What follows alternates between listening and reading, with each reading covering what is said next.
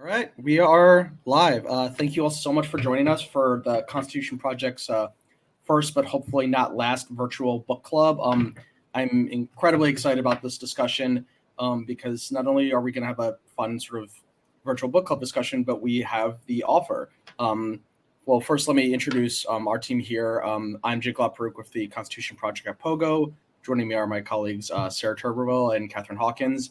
And we also have Spencer Ackerman, the award-winning journalist and author of the new book that we'll be talking about today, Reign of Terror. It's a truly fascinating breakdown of the war on terror, the consequences of it for American politics, policy, culture, and how everything about it has, crept into a war today that we're reflecting on 20 years later, even in ways that you wouldn't naturally expect, such as the sort of MAGA politics of Donald Trump that dominate a lot of the discourse today.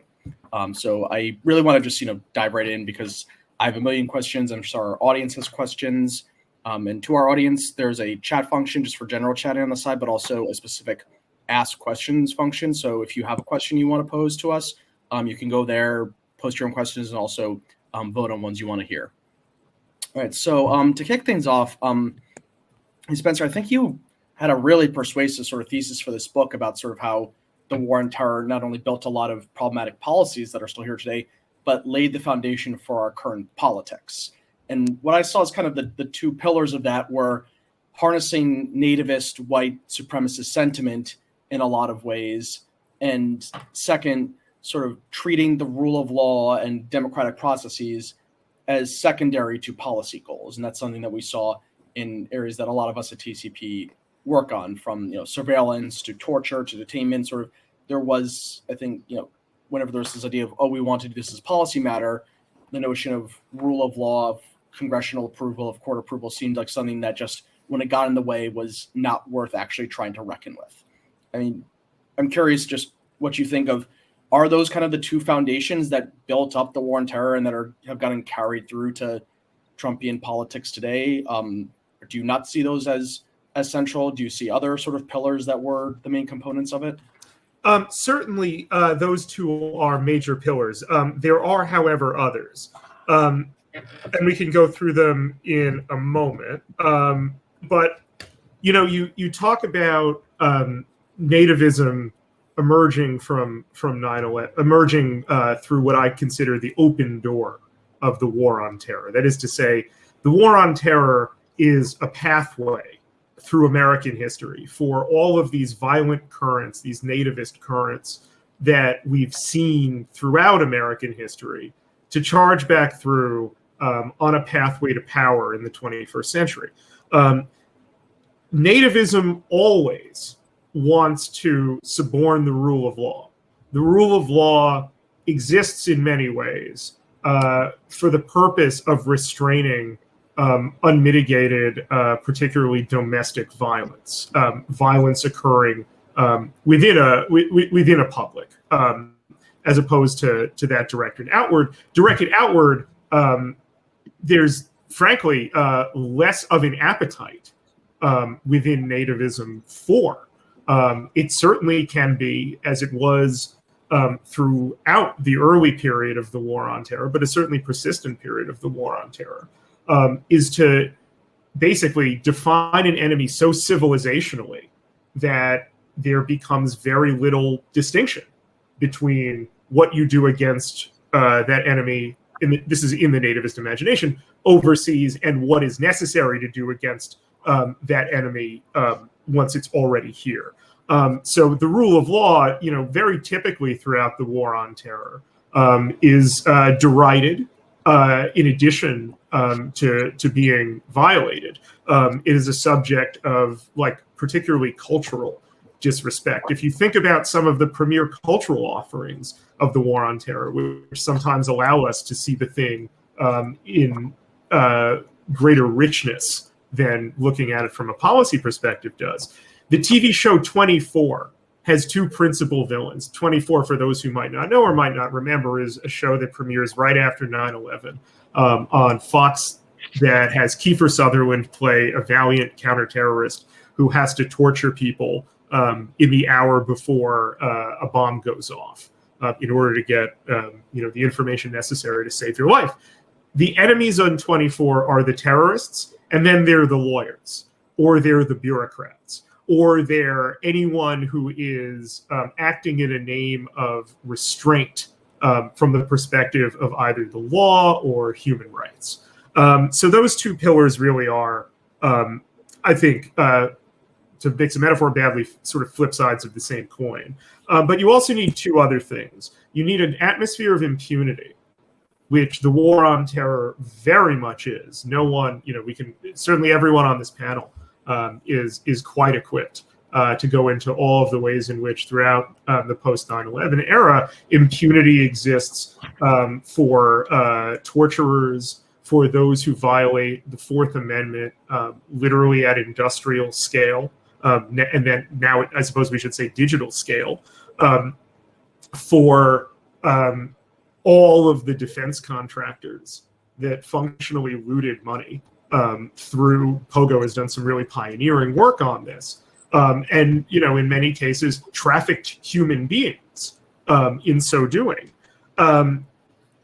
Impunity is central to how the war on terror can also recycle expertise through a decent enough interval, as we used to say around withdrawing from Vietnam, from the commission of these great either, moral crimes or actual legal crimes. And then the last element of it, and this is necessary because the war on terror feeds so strongly on American exceptionalism, a very complicated concept, but also a simple concept. The same thing throughout American history that used to be called manifest destiny.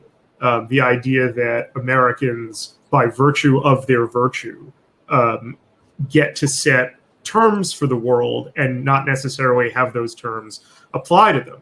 The trouble with the war on terror as a manifestation of American exceptionalism is that the wars go agonizingly horribly. And the agony to those who believe in American exceptionalism, and particularly its right-wing variant, which is very, very much alive within nativism, is that within a public so accustomed to seeing the enemies of the war on terror as practically subhuman, the idea that those near subhumans could triumph in these wars is understood only through the prism of humiliation. And humiliation requires redress.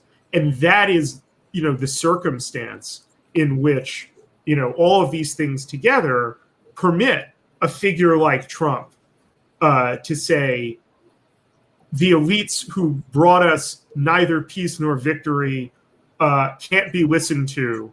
Only I can fix it. Yeah, and I mean, that was also struck me as a really interesting insight, because I think for so many people throughout 2015, 2016, when he was campaigning, there was kind of this kind of shock and dissonance of like, wait, how could this guy who, regularly mocks generals and the military and war heroes like John McCain have a chance on the right, where they seem to like be so kind of tied into those, performative patriotism. But there was kind of this other side of that of, well, there was a different brand of performative patriotism, which is just how much are people leaning into that sentiment? Yeah, throughout nativist history, public respect for the symbols of American power, is all that's necessary here. Contempt for those, who actually wear uniforms, when they don't show sufficient loyalty, is a very familiar feature. And, there are varieties of how that can manifest, but it's why I take some time in the book to diagnose a phenomenon that I call untrooping, which is to say the denial of public respect to those figures in uniform or proximate to uniform when it appears that they are not affirming the right things, defined often in different ways. But like, this is what happens, to varying degrees to Chelsea Manning. It's what happens to Edward Snowden. During the 2004 presidential election, it was what happened to John Kerry, where a smear campaign emerged to say that, like, the Democratic nominee who had been wounded multiple times in Vietnam as a Navy lieutenant had faked his wounds. And there was, at a moment of absolutely supreme jingoistic, superficial veneration, really just as an authoritarian passion play for anyone who is now, the internet parlance is, a troop. To do that was truly audacious, and the audacity of it was heightened by the fact that there was such a broad constituency on the right that didn't see this as a contradiction. And so you mentioned impunity as well as a theme. I want to bring in Sarah, and especially Catherine, who's done a lot of great writing and work on this concept of impunity as something that needs to be taken as kind of a big component of policy and politics. I mean, how much do you guys want to see sort of impunity, not just...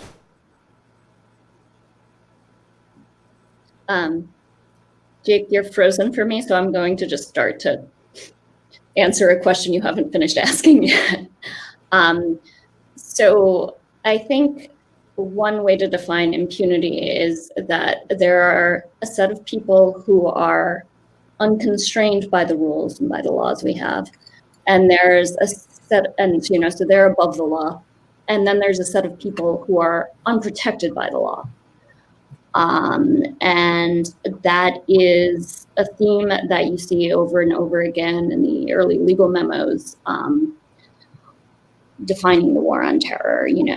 They are unlawful combatants. One of the early fateful decisions is that the Geneva Conventions don't apply because our enemy doesn't respect the Geneva Conventions. And one of the things that's striking to me as you read those early memos, this is even before the CIA torture program really gets going, in early 2002 when we're first deciding how to treat people we capture in Afghanistan. And it simply doesn't occur to anyone that we're going to end up capturing civilians. And quite a lot of them. That doesn't even cross people's minds. So there's all these explanations of how these people are beneath the law, and then there is the idea that the president is commander-in-chief in wartime, and any constraint on his power during wartime is unconstitutional.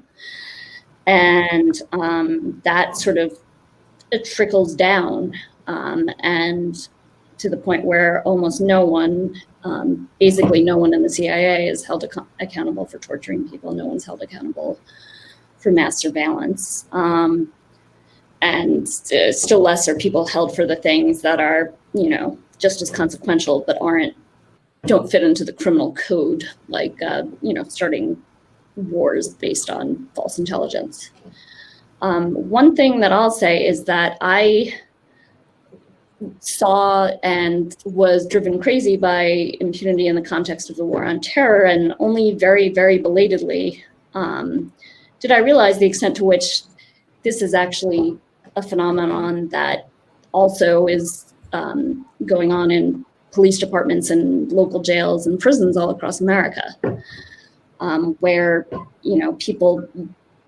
some people really don't get protected by the law, and some people really aren't subjected to it, especially if they direct their violence against that latter group who's beneath the law's protection.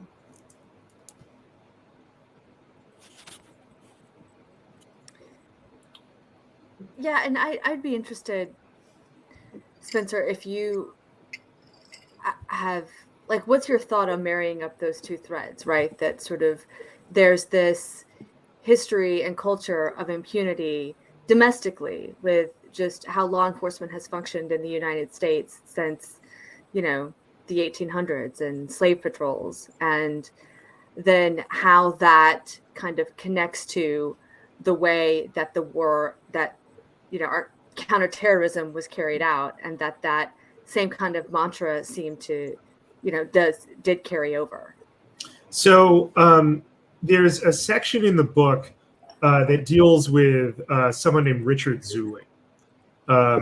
So Richard Zuley is a Guantanamo interrogator in late 2002, who, as part of Joint Task Force Guantanamo, is a torturer of a man named Mohamedou Ould Slahi.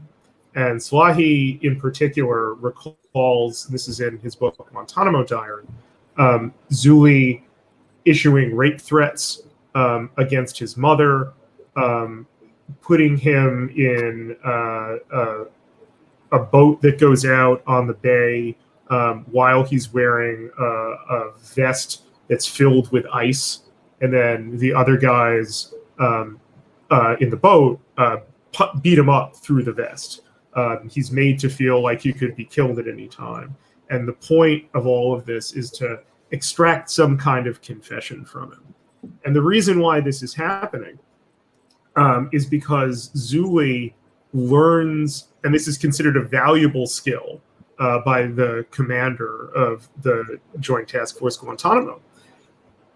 Richard Zuley, before he came to Guantanamo, was a police detective in Chicago.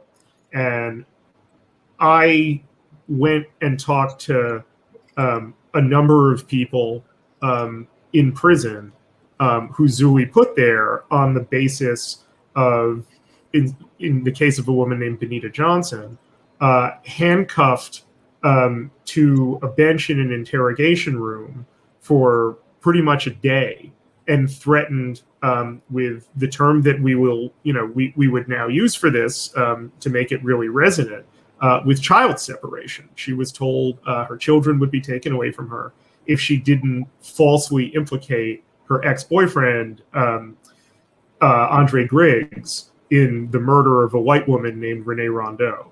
And I wrote a series of pieces for The Guardian, and that I recapitulate in the book, to try and make the point, both on their own terms, that like this guy has a record of false confessions. Mm-hmm. One of those cases was overturned by the Cook County State's Attorney, which is what they call their district attorneys over there. And I wanted to make the point in the book that torture doesn't just come from the CIA. Torture comes from places like Chicago, and in particular from places like Chicago's police department, that the valorous treatment of police torture, which you could see on, basically every night on CBS, for its programming, is very deeply rooted in American history, and accordingly is going to be very deeply rooted in an enterprise like the War on Terror that has a substantial carceral component. Mm-hmm. It makes sense when America is adopting a system of indefinite detention and limitless physical abuse in the name, and psychological abuse in the name of interrogation, that the skills and expertise of such a thing will be turned to at police departments, because that's where, pretty much variants of these things are practiced now. There is also, as I was reporting that story, I found out from criminologists and attorneys and activists in Chicago that the Chicago police operate functionally a black site at a warehouse called Homan Square, where people, overwhelmingly black and brown Chicagoans, are taken for often the better part of the day, if not held overnight, before they are ever booked into the system. So no one knows where they are after a point of arrest. No one can find them within the system because there's no record of them. And what happens in that warehouse, which bars its doors to attorneys, very few attorneys have ever gotten in, even though it's a grim open secret to them that if they can't find their clients, they're probably at the warehouse on Homan and Fillmore. That place, people have died inside Homan Square. That place has held thousands of people. I intend Homan Square to be the subject of, hopefully, if I get a chance to write my next book, it will be not just centered on Home and Square, but centering Home and Square for precisely your question, for the purposes of interrogating precisely that question. Yeah. Through policing and through the carceral state, through the justice system, we see the pathway for so much nativism and racism and violence that are central to America right through the war on terror. Mm-hmm. It's not an accident that America reaches for these tools. It uses these tools again and again and again in different circumstances and through different opportunities. Yeah, I mean, for me, I would say if I had any sort of, I mean, your book is unbelievably comprehensive and exhaustive, and it just, you know, you can't help but come away with it with a just more profound understanding of how, you know, one part of our history connects to another.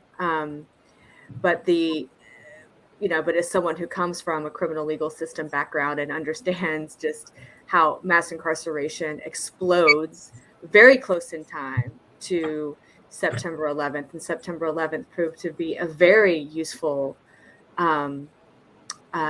sort of excuse, for lack of a better term, to ramp up a lot of domestic draconian criminal legal system responses to domestic problems. So I'm happy to hear that. I didn't know, just for everyone's benefit, I didn't know that Spencer was working on another book. I wasn't trying. No. I've broken. It looks like I've broken some news here.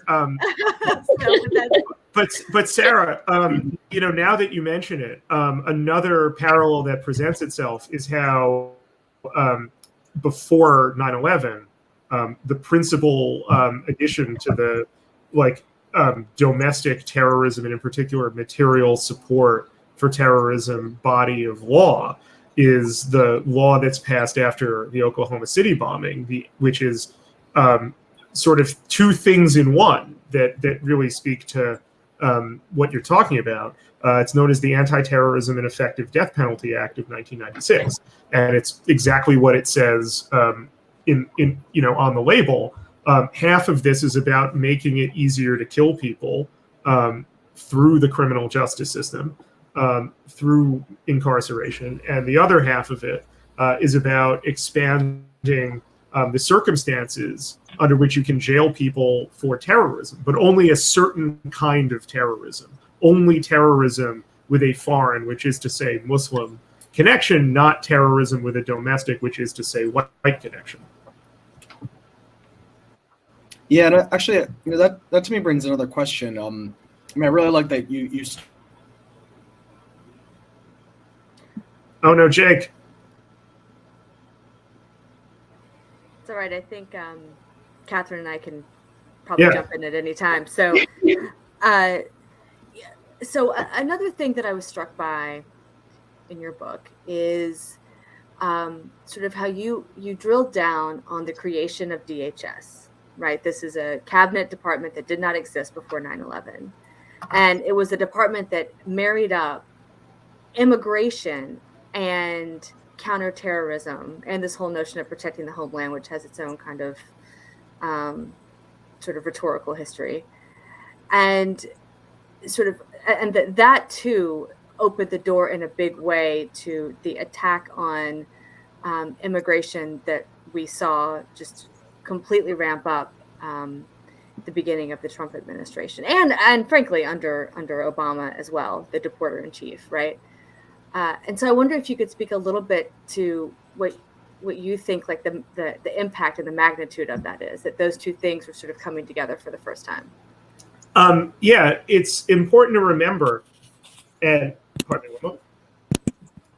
it's important to remember that throughout American history, various cabinet departments have supervised the government's immigration functions, and those transformations kind of reflect how certainly the political elite see at any given time the purpose of immigration. Sometimes it's in treasury, so sometimes it's a commercial enterprise. Sometimes it's in or labor, I guess. Sometimes it's in the Justice Department, which is where it is on 9/11, and then it becomes part of something called the Department of Homeland Security, and like that sort of kind of tells you everything about like this nativist undercurrent and how it operates and gestates throughout the war on terror. There was no, perhaps we take for granted that like before 9/11, no one used the word homeland in the United States. Like this was considered a kind of like breathtakingly blood and soil term for a country in which like all of its like racial overcast like came from overseas, like if you go far back enough, and now all of a sudden we have a homeland, so we're thinking of ourselves in terms of real Americans who are here and conditional Americans who either seek to or have just gotten here, and against them a tremendous amount is licensed because it's not the Department of Homeland, it's the Department of Homeland Security. And now we have a fully counterterrorism purpose for immigration. Immigration now isn't primarily a means by which to make more Americans. It's primarily a process to throttle out people who might threaten those Americans who are already here. And the presumption increasingly becomes that you are a threat until proven otherwise, if the elements of the Department of Homeland Security are looking at you. And they are incentivized to look at communities extremely broadly. They have enormous and expansive police powers. As people who work for the Constitution Project can tell you, there is no place where you have fewer constitutional rights than at a port of entry. And you have a tremendous amount of authority given to this agency that's cobbled together with tons of different institutional cultures and purposes, now within a context of urgency, which is always going to breed a zero-fail culture, which is always going to make people more inclined to act without restraint than to exercise restraint that you will always that you can always expect to be criticized for in the event of a disaster. So I'm curious, thinking about sort of remedies. How do we unravel the war on terror? And one thing, two kind of issues that you discussed in the book that kind of I was thinking about kind of through the prism of an advocate in this space. I'm sure Catherine and Sarah were as well. During this phase that you call the, at one point the sustainable war on terror and then the decadent war on terror under Obama, we have two cases. First, with detainment, the Obama administration wants to undo Gitmo and a lot of the detainment tools, basically does like a sort of headfirst charge at it. We're going to shut it down. We're going to do criminal courts. And it sort of blows up in their faces. It becomes politically divisive and toxic. Congress actually puts in a lot of limits to stop the executive from doing this in a very rare case of Congress limited executive authority. And as much as there have been efforts to try to wind it down, Gitmo is still there. And as I know you've written about recently, as well as in the book, and kind of the current status of it. Then the surveillance case after Snowden, we have, this revelation about bulk collection. Obama takes a lot more of a sort of like a slow walk tack, which I have to say, did bother me at the time a bit, because he, before becoming president, was very outspoken about surveillance as a problem. But I can't help but wonder if kind of going this slower route where he instituted these review groups that ended up being very critical, he kind of stayed on the sidelines and let this issue sort of continue in a bipartisan fashion. If that might not have been more helpful to actually getting reforms in the end. I wonder if you'd had that same sort of approach as there were to detainment, if maybe it would have just polarized the issue. You would have had Republicans and Democrats in Congress go in their corner and nothing would have happened. So I guess kind of as sort of a broader version of that question, when do we think it's actually useful to kind of take these issues head on, and when sometimes is sort of that kind of slow boil approach potentially more productive? I don't think you can bargain with the war on terror. I think you have to confront it and overthrow it. The trouble with incrementalism is basically like you can't wonk the war on terror to death. It has already transitioned into being a technocratic enterprise. The problem is that we see, so often, and this was the case certainly with Obama's, surveillance panels. Like the point that Obama is trying the purpose Obama is trying to accomplish is to preserve as much of the surveillance as possible and to make something like bulk collection of Americans' domestic phone data, which is already the least useful thing to the NSA of all of its surveillance functions because of, you generate vastly more signals using programs, that operate under 702 than you do under programs that operated under, bulk telephony metadata collection. Obama's trying to preserve the big thing, but he's, accordingly not acting and not arguing for wholesale restoration of the Fourth Amendment. You're never going to approach abolition through that way. I think the only way you approach and achieve abolition is by organizing.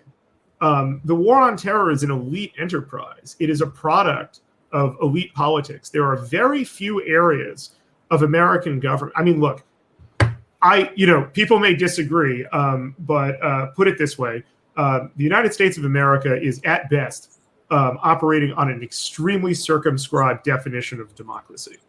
And even within that definition, national security and foreign policy are some of the least democratic elements, the least responsive, the least receptive elements of governance. Only when people force their elected officials into a binary political choice between maintaining the war on terror and maintaining political power are we going to have, anything like abolition. I think it really does have to be a grassroots effort because left alone, elite politics will retain the war on terror and propel this, even with all of its terrifying implications for the viability of American, democratic self-governance. It's not going to end the war on terror. It's going to trim it at the margins. So I really do think this has to be, frankly, a grassroots demand through which the political system will either be responsive or not be responsive. But on its own, it will not be responsive. The other thing, I'd actually like to challenge the idea that Obama's full throttle push on Guantanamo was what doomed the campaign. He definitely made it a big centerpiece and commitment early on, but very soon the administration blinked. There was a political backlash about so the people probably had never heard of the term the Uyghur minority in China before September 11th. I hadn't. There were detainees from Guantanamo who had fled this province of China where the government is extremely oppressive and has only grown more so since then. There's basically an ongoing genocide there. And they were some of the most sympathetic Guantanamo detainees, pretty clearly had no connection to terrorism, and there was a proposal to resettle them in Virginia. And the administration, faced with congressional opposition to that, blinked and changed its mind. Although the Obama administration committed to closing Guantanamo, it conceded very early on in the administration that they weren't going to charge or release everyone. There was going to be this category of law of war detainees or forever prisoners who were held without that. And then there was also a lot of bureaucratic opposition within the military to closing Guantanamo, opposition within the CIA to ending the torture program and then to disclosing anything about it, and opposition within the Department of Justice to conceding anything on executive power. I mean, DOJ from before Bush to now has this tendency to argue the president can do whatever he wants, and it will defend that position in court. And I think one of the main differences in the way the surveillance revelations played out politically, I mean, first of all, there are limits to how far it got rolled back, as Spencer said, but also it affected Americans. And Guantanamo, we knew who was there by then, and they weren't Americans. And so there was an email that came out in Justice Gorsuch's confirmation where he said something like, they're just foreigners, and that affected the politics of it throughout. Yeah, and I think right along that point, the way the surveillance reforms ended up, the bulk collection program, the nationwide America one, that's the one that got changed. 702, the international communication one, that's the one that remained pretty much untouched. And even when that went up for reauthorization, in the last couple of years, Trump flipped on it on the day of the vote. And then when he flipped back, kind of issued this tweet of, I hate FISA so much, but as I've been told, this is foreign FISA, not domestic FISA. And that really was it's a very reductive and not really correct framing, but that really was kind of how he justified it. Well, I hate FISA when it's for American. Jake. Well, I'm just gonna jump in here because I think there's a line almost at the end of the book, where it's you've been following this case of Adam Hassoun and just the Kafkaesque situation that he finds himself in because of the various kind of legal prisons and actual prisons that have been erected as a result of the war on terror. And so here he is, potentially going to contract COVID-19, and I think at this point he's in an ICE detention facility. Mm-hmm. And he says, this is what America has become. Or maybe at this point he's finally free. I think he was, because he was basically a stateless person, and he was in Rwanda at this point. You start out doing it to people like me. Aliens and Muslims are vulnerable. Once the persecutors perfect their game, they move up to target citizens. And I think that's of course one of the things that animates a lot of the work that we do, right? Is that a lot of these anti-democratic, unconstitutional policies get tested out on vulnerable populations that that historically do not have the access and the ability to be able to seek policy change, and then next thing we know, it's subjected to the rest of us, and it's not really of anyone's concern until you are personally affected. I think this is particularly acute, right, in the space that Jake sits in, working on surveillance. And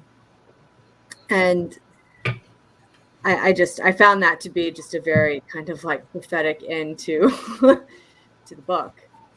And I don't know if you've got any more, Spencer, that you want to add about that. Just sort of, what starts in one place invariably seeps into another. Yeah. So one of the things that I wanted to do, particularly in the introduction to the book, is use this famous observation of Aimé Césaire's, in which he is interpreting in 1951 European shell shock, almost like a cultural rage hangover from the Holocaust and from the Second World War, and to to what he's observing, the attitude is like, oh my God, how could we, fall victim to these fascist currents? But don't worry, because it's fascism, it passes. And to him, as someone who comes from a background of experiencing the victimization of colonization, he connects rather perfectly that before they were fascism's victims, they were fascism's perpetrators. They were in precisely the circumstance that Adam describes at the end, where he talks about what America did to him over the course of 18 years. I'm happy to say that Adam is a free man, currently living in Rwanda, and that he is more aggressive than anyone, certainly his age that I know, at sending me funny TikToks.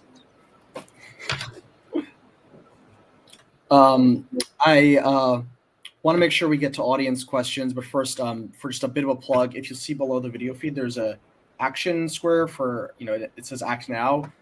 This is a campaign we're working on for a bill called the Fourth Amendment's Not for Sale Act. It's a surveillance reform bill, basically to close a loophole on location tracking.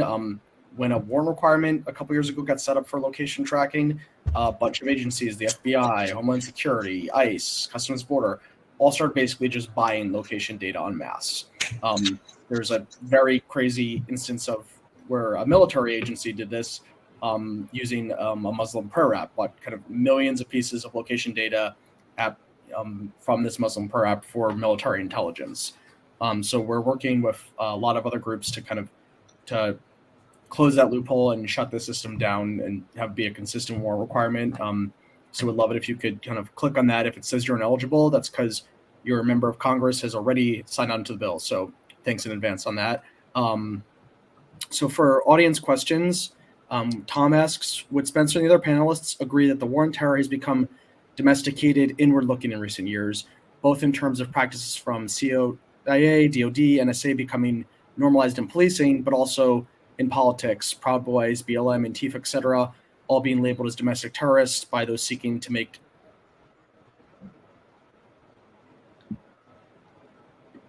Should I read the rest of the question? I don't know if you guys can hear. I think I got the flavor of it. I think what we're seeing is the fact that increasingly we have very few answers politically to divisions in our society that are wrought from, so many factors, historical factors especially, but also like the, deep volatility that comes with unrestrained capitalism. And by not having answers for a lot of these challenges and not having the willingness to address those challenges at their root, the options that remain are very often security challenges. So think, for instance, of how, 7-8 months after January 6th, we don't have a political response to January 6th at all. We have a security response. We have a law enforcement response. We are currently debating, very often not publicly debating, but debating how expansive a remit to give to law enforcement to go against white extremism, which they won't even, use a term, that blunt to describe it as.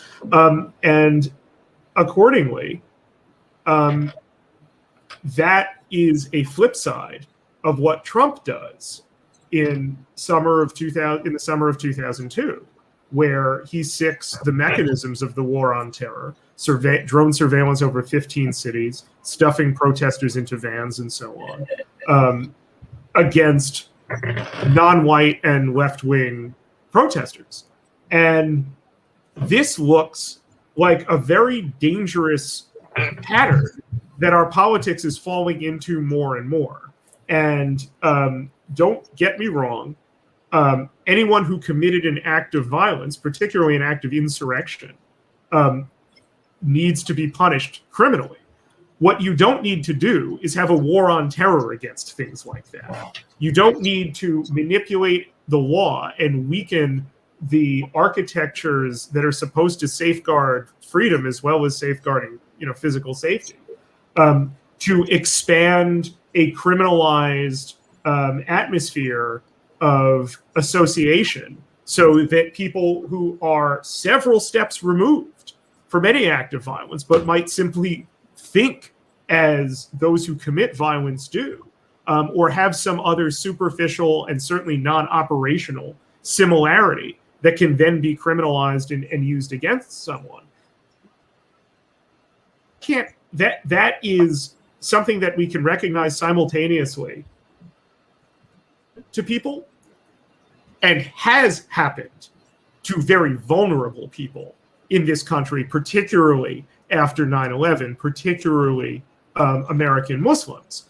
And just because that hypocrisy exists does not mean we ought to make a war on terror increasingly expansive and put more and more people in the name of a kind of hysterical securitized equality under its remit. It means we have to abolish the war on terror for everybody.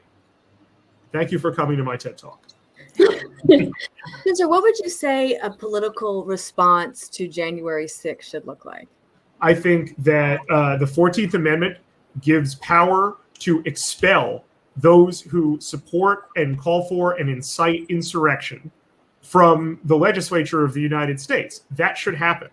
Everyone who voted against the certification of the Electoral College on January 6th, precisely the inciting event of the riot, to say nothing of people like Josh Hawley, who actually salute the insurrectionists as they approach the Capitol. Those people are not fit to serve in the United States Congress. They have to be expelled. We talked a lot about how the war on terror depends on impunity, how impunity feeds into it. What other circumstance of impunity, can you really think of, with the exception of like the bank bailouts of 2008?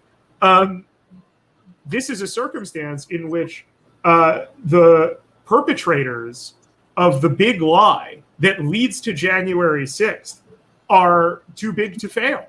That because these politics have enough purchase within one of the major political parties, there is simply no effort at all anymore, if there ever was, to hold such people truly politically to account. I'm not even talking about prosecuting people. I'm talking about kicking them out of the United States government because they violated like a very sacred thing, which is to respect the results of a free and fair election. So without that, we are left with punishing those who answered the call and impunity for those who sounded the call. So that's kind of what I think a political response to January 6th could look like, because in the environment that we have right now, you have a desire amongst those who see themselves in the insurrectionists feeling like they want revenge. And you have entirely no consequence for those who called for the insurrection. What the war on terror should also have taught us by now is that that's a circumstance for this to happen again. And eventually it's going to succeed. Yeah, the other thing is that I don't know if this is specifically a gap in our laws or a gap in our political will, but I think this is a will question entirely. I cut you off. I'm sorry, Captain. People can be prosecuted for voting. People who are not eligible to vote, cast an illegal vote in good faith, can be prosecuted and sentenced to years in prison. And, the former president was very clearly trying to subvert the results of the democratic election. And the Justice Department doesn't seem to be investigating that. And, I don't know whether there's not a statute that they think is specifically on point, or I think more likely it's, too big to investigate, too powerful to prosecute. which I think it does also, I mean, Spencer mentioned the financial bailout. I mean, there's also the settlement in the news with Purdue Pharma just the other day for the opioid crisis. We do have this, in general, even outside the specific context of the war on terror, the legal system just doesn't operate equally for people with money and power and people without it. So I have I want to make sure that we've hit all the questions of our folks here who have posted something in the chat, but as something that's maybe related to this observation. Now we're waiting for Spencer to reconnect. Am I back?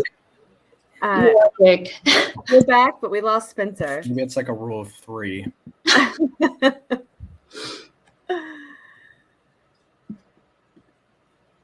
Yeah, Jake, I was checking to see if there were any more questions that came in from our audience at all. Yeah, well, hopefully Spencer can still hear, but I'll kind of read out. We have just a couple that I'll drop in tandem. One asking for sort of a reaction to a Richard Haas article from today saying foreign policy establishments failed in places like Iraq, Libya, Vietnam, but over the last 75 years, it has gotten things mostly right, and asking for a reaction to that sentiment. Another asking about 9/11 commemorations each year, how common they are, and what do we think the impact of those commemorations are?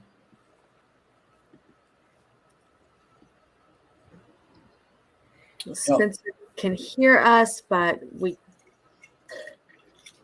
hopefully just getting as a video restart. Yeah, I'll start on the commemoration one because I grew up in a town just outside New York City that lost people on 9/11. I think like there can be a lot of very valuable, a lot of value in reflecting on that and having commemorations and having kind of a lot of memory. Where I think it's important though, and I worry that we do sometimes, is separating, having memorials and honoring, people we lost and what happened with, kind of having that tragedy shield mistakes that were made afterwards. And that's something I've generally we've done well on the 20th anniversary is, we'll see how it keeps going, but there seems to be, in addition to kind of reflecting on that loss, not letting that get in the way of reflecting on the policy mistakes. I think it is very valuable to kind of commemorate what happened in the tragedy, but just it's important to also make sure that does not block off what can be tough but very important discourse about, how we reacted improperly to it. So if I can let me just jump in on that. The trauma of New York, and I say this as a native New Yorker, whose primary memory of 9/11 is sheer terror that at any minute my loved ones would die. It's an extremely fraught thing to commemorate 9/11 because of the way in which the trauma of New Yorkers was so exploited for the most disgusting, violent, and repressive purposes that I think for a lot of us, for whom 9/11 is not primarily like a national event, not like a sacred day, but instead the source of a lot of traumatic memory. It's a complicated thing. And the commemorations that I am afraid of, and that I am, if you're a reader or and hopefully subscriber of my newsletter Forever Wars on Substack, you will see coverage that I've been working on for months now to very specifically counter program what I think we're in for as we approach the 20th anniversary. I think that when we remember 9/11 as a day outside of its history, then we're performing a process of deliberate erasure of the consequences of 9/11. This is the same thing I believe that occurs when we kind of casually consider the 9/11 era to be over, when all of its important mechanisms remain.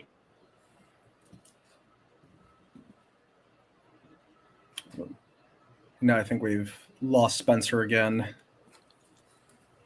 Well, while we wait to see if he can come back, Yep, and now he's back. there you are. Sorry, where in that rant did you lose me? Just a second ago.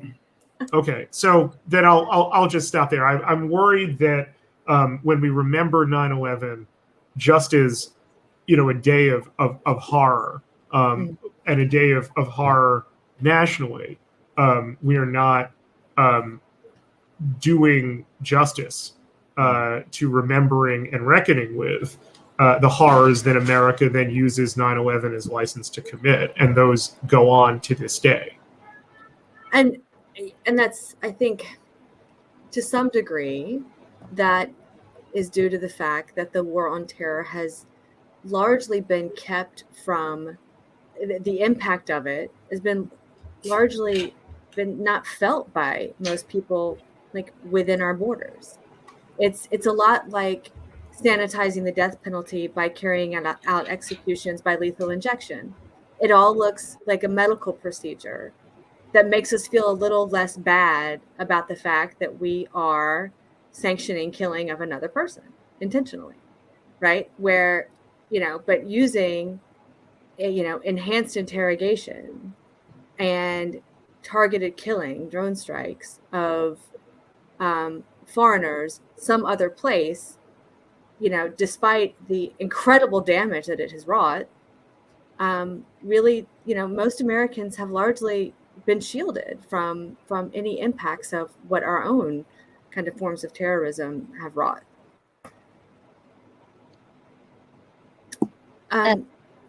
Go ahead, Catherine.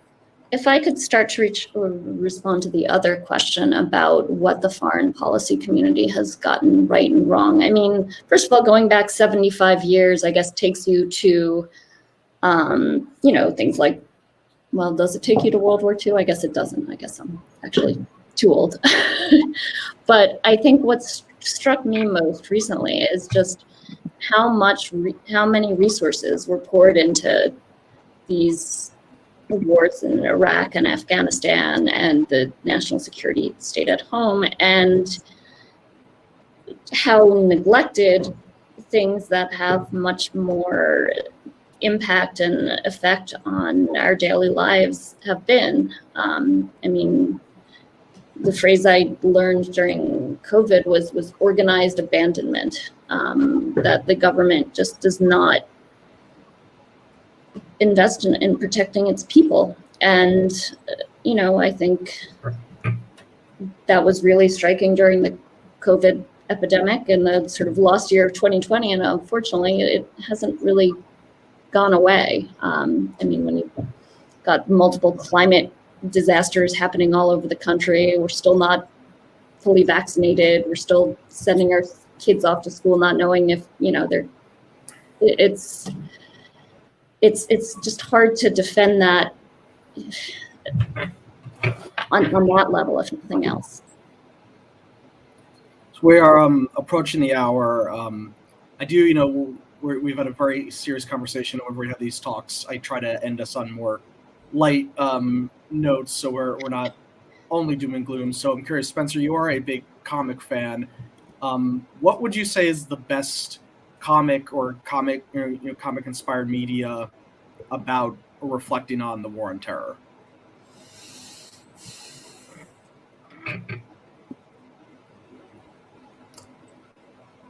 I would read The Omega Men by Tom King, and I'm going to butcher the artist's name, so I apologize for that. It's a space opera, but Tom King was also part of the CIA Counterterrorism Center, so he sees this from a particular perspective. Whatever you think about the CIA Counterterrorism Center, Tom King is a wonderful writer. So don't let that get in the way of a story that really has quite a lot of thoughtful things to say. And if we're looking at it from the perspective closer to Sarah's question, then I think also the Nighthawk book for Marvel that who wrote it? I'm afraid I'm entirely blanking on the creative team, but Ramon Villalobos drew it, or most of it, and it is tremendous as well. Wrote it, pardon me for that. So the Omega Men from DC and Nighthawk from Marvel. All right, so you guys, our audience, I hope this was a great discussion for you, and you've got, in addition to a great book by Spencer, a few graphic novels out there to potentially give a read to. This is a really great discussion. Thank you guys all so much for being a part of it, and thank you everyone for tuning in.